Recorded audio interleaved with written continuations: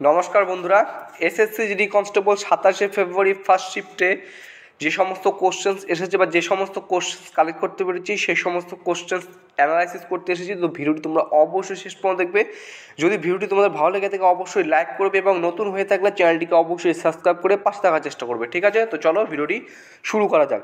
একে একে আমরা প্রত্যেকটি কোশ্চেন্স ডিটেলসভাবে আলোচনা করব, যাতে আপকামিং যাদের এক্সাম রয়েছে তাদের সুবিধা হয়, তারা ভালো করে রিভিশন করতে পারে। চলো, প্রথম প্রশ্ন হচ্ছে তাপমাত্রার এসআই একক কী?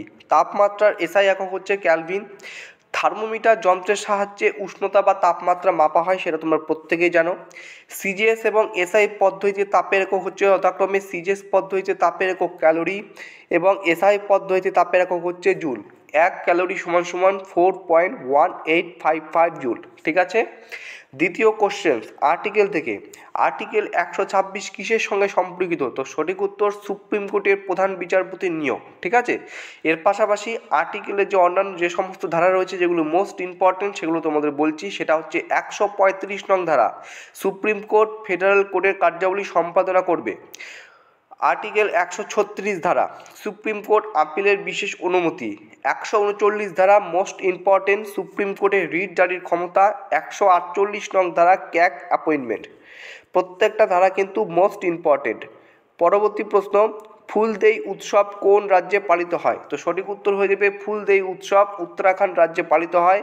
উত্তরাখণ্ডের ফসল কাটার উৎসব হিসেবে পরিচিত ফুলদেই হলো একটি শুভ লোক উৎসব যা বসন্ত ঋতুকে স্বাগত জানায়। উৎসবটি হিন্দু মাসের চৈত্র মাসের প্রথম পালিত হয়। ঠিক আছে, একদম প্রথমের দিকে। তো এই উৎসবটা এসেছিল নাকি অন্য কোনো উৎসব এসেছিল? তো তোমরা যারা আজকে এই শিফটে এক্সাম দিয়েছো তারাই তোমরা ভালো করে বলতে পারবে। ঠিক আছে, তো তোমরা অবশ্যই কমেন্ট বক্সে কমেন্ট করে জানাবে। পরবর্তী প্রশ্ন, 2011 সালের জনগণনা অনুসারে ভারতের সাক্ষরতার হার কত? সঠিক উত্তর 2011 সালের জনগণনা অনুসারে ভারতের সাক্ষরতার হার 74.04%।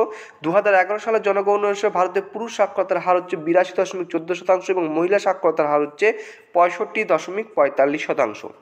পরবর্তী প্রশ্ন, ভারতনাট্যমের জননী কাকে বলা হয়? সঠিক উত্তর রুক্মিণী দেবী অরুণ্ডেল। অথবা কোশ্চেন এরকম আসতে পারে যে রুক্মিণী দেবী অরুণ্ডেল নিম্নে কোন নৃত্যের সঙ্গে যুক্ত ছিলেন? ঠিক আছে, এইভাবেও কোশ্চেন আসতে পারে। চলো, পরবর্তী প্রশ্ন বলেছে কোন অধিকারকে অনুচ্ছেদ 19 থেকে সরিয়ে দেওয়া হয়েছে? সঠিক উত্তর হয়ে যাবে সম্পত্তির অধিকারকে। ঠিক আছে। 44তম সংশোধনীতে 1978 সালে সম্পত্তির অধিকারকে মৌলিক অধিকার থেকে বাদ দিয়ে আইনগত অধিকারের স্বীকৃতি দেওয়া হয়েছে। তো কোন অধিকারকে অনুচ্ছেদ 19 থেকে সরিয়ে দেওয়া হয়েছে? সম্পত্তির অধিকারকে। অশোকের শিলালিপি কোন ভাষায় লিখিত? তো অশোকের বেশিরভাগ বা অধিকাংশ শিলালিপি প্রাকৃত ও ব্রাহ্মী ভাষায় লিখিত। তো অপশনে কোনটা ছিল অবশ্যই তোমরা কমেন্ট বক্সে কমেন্ট করে জানাবে। অশোকের লিপি পাঠোদ্ধার করেন 1837 সালে জেমস প্রিন্সেপ। অশোকের গুরু ছিলেন উপগুপ্ত। কলিঙ্গ যুদ্ধের পর অশোক বৌদ্ধ ধর্ম গ্রহণ করেন। অশোক পাটলিপুত্রে খ্রিস্টপূর্ব 250 অব্দে তৃতীয় বৌদ্ধ সম্মেলন আহ্বান করেন এবং সভাপতিত্ব করেছিলেন সেই সময় মঙ্গলীপুত্র তিস্সা। ঠিক আছে, এই হচ্ছে অশোক রিলেটেড কিছু কি পয়েন্টস।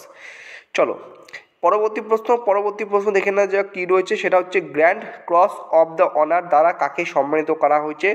ভারতের প্রধানমন্ত্রী নরেন্দ্র মোদীকে কিন্তু grand cross of the honour দ্বারা সম্মানিত করা হয়েছে। ওমেন ফিফা ওয়ার্ল্ড কাপ আন্ডার-17 2022 কি 2023 ছিল? এটা অবশ্যই তোমরা জানাবে কোথায় অনুষ্ঠিত হয়েছিল। উত্তর হয়ে যাবে ভারতে।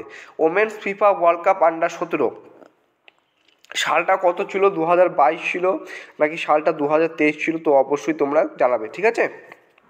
পরবর্তী প্রশ্ন, জাকির হোসেন কোন বাদ্যযন্ত্রের সঙ্গে যুক্ত? সঠিক উত্তর হয়ে যাবে তবলা। তবলার সাথে যুক্ত আরেকজন বাদ্যযন্ত্রকারের নাম হচ্ছে ওস্তাদ আল্লাহ রাখা খান। রঘুনাথ শেঠ পান্নালাল ঘোল বাঁশির সঙ্গে যুক্ত। সেতারের সঙ্গে যুক্ত পণ্ডিত রবিশঙ্কর। সন্তুরের সঙ্গে যুক্ত শিবকুমার শর্মা। সানার সঙ্গে যুক্ত বিসমিল্লা খান এবং আলী আহমেদ হোসেন। প্রত্যেকটা কোশ্চেন্স কিন্তু এর আগে বিভিন্ন শিফটে এসেছে। চলো, পরবর্তী প্রশ্ন দেখে নেওয়া যাক কী রয়েছে। প্রশ্ন নাম্বার 11, বেকারত্বের মুখ্য কারণ কি বা আনএমপ্লয়মেন্টের বেরোজগারের মুখ্য কারণ কি? তো ওর অপশনে যেটা থাকবে সেটা হবে সঠিক উত্তর। যদি অধিক জনসংখ্যা থেকে থাকে তো সেটা উত্তর হওয়ার সম্ভাবনা বেশি। লুর কোন ভারতীয় রাজ্যের একটি লোকনৃত্য? সঠিক উত্তর হয়ে যাবে হরিয়ানা। পরবর্তী প্রশ্ন যেটা রয়েছে, ওয়েট করো, পরবর্তী প্রশ্ন রয়েছে দীপিকা পল্লিকল কোন খেলার সঙ্গে যুক্ত? সঠিক উত্তর হয়ে যাবে স্কোয়াশ। এবং নাবার্ড থেকে সমবেত একটা কোনো কোশ্চেন্স এসেছিলো, কিসের থেকে? নাবার্ড থেকে। ঠিক আছে, মোটামুটি এই কতগুলি কোশ্চেন্স কালেক্ট করতে পেরেছি। তো যারা আজকে এই শিফটে এক্সাম দিয়েছো, তো তোমরা অবশ্যই কমেন্ট বক্সে কমেন্ট করে জানাও, ঠিক আছে, আর কোন কোন কোশ্চেন্স এই শিফটে এসেছিলো। চলো আজকের ভিডিও এতটুকুই ছিল। যদি ভিডিওটি ভালো লেগে থাকে অবশ্যই লাইক করবে, নতুন হয়ে থাকলে চ্যানেলটিকে সাবস্ক্রাইব করে অবশ্যই পাশে থাকার চেষ্টা করবে। আরেকটা কথা বলে রাখছি, সেকেন্ড, থার্ড এবং ফোর্থ শিফটের কোশ্চেন্স কিন্তু একবারে রাত্রিবেলা তোমাদের জন্য নিয়ে আসছে। ঠিক আছে, সেকেন্ড, থার্ড এবং ফোর্থ শিফটের কোশ্চেন্স রাত্রিবেলা একবারে নিয়ে আসছি। চলো ভিডিওটি শেষ করছি। জয় হিন্দ।